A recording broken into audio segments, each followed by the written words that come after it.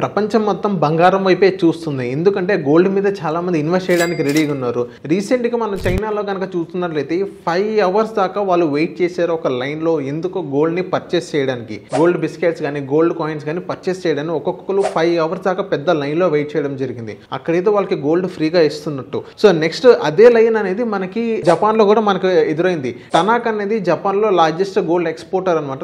Largest business ఉంది టనాకా in Japan. అక్కడ కనుక మనం చూసుకున్నట్లయితే వాళ్ళ దగ్గర కూడా కొంచెం సప్లై అనేది చాలా తగ్గింది. ఎందుకు జపాన్ లో కూడా గోల్డ్ మీద బాగా ఇన్వెస్ట్ చేస్తున్నారు. అండ్ ఇదే జపాన్ లో 5 గ్రామ్స్ గోల్డ్ ఉండేది, 10 గ్రామ్స్ బార్స్ ఉంటాయి, 100 గ్రామ్స్ బార్స్ ఉంటాయి.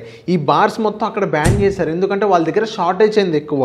దీన్ని బట్టి మనం చూసుకున్నట్లయితే గోల్డ్ మీద ఒక్కొక్కరు ఎంత ఇన్వెస్ట్ చేస్తున్నారో ఒకసారి మీరే గుర్తుంచుకోండి. ఆస్ట్రేలియా కానీ, కెనడా కానీ, వియత్నాం కానీ ఈ దేశాల్లో కూడా గోల్డ్ మీద ఎక్కువ ఇన్వెస్ట్ చేస్తున్నారు. అక్కడ కూడా ఎంతో కొంచెం షార్టేజ్ అంటూ రావడం జరిగింది ఫిజికల్ గోల్డ్ మీద. సో ఇక్కడ కనుక మీరు చూసినట్లయితే గోల్డ్ అనేది ఫ్యూచర్ లో ఒక ఎసెట్ లా మారుతుంది, బిగ్ ఎసెట్ లా మారుతుంది. ఇప్పుడు 1-2% గోల్డ్ తగ్గినప్పటికీ ఫ్యూచర్ లో కనుక మనం చూసుకున్నట్లయితే ఇప్పుడున్న 10 గ్రామ్స్ గోల్డ్ ఫ్యూచర్ లో 8 lakhs వరకు ఈజీగా వెళ్తుంది. సో దీన్ని బట్టి చాలా మంది గోల్డ్ మీద బాగా ఇన్వెస్ట్ చేస్తున్నారు. మొత్తం వరల్డ్ వైడ్ గోల్డ్ మీద ఎక్కువ ఇన్వెస్ట్ చేయడం జరుగుతుంది.